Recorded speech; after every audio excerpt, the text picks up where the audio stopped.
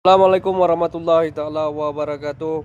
Kepada bangsa Aceh Darussalam, jangan ada lagi kita menghina-hina siapapun, menghujat pihak manapun, dan berdoa jangan ada lagi anarkis di daerah kita, wilayah kita, di dalam bangsa kita.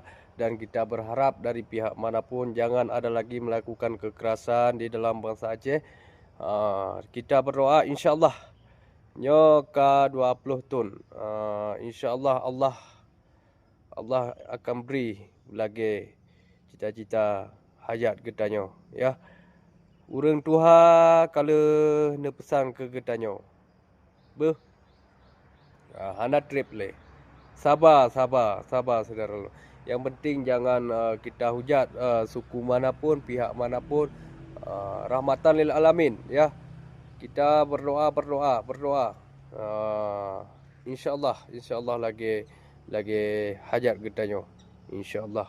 Allah yang kuasa. Terima kasih. Assalamualaikum warahmatullahi taala wabarakatuh.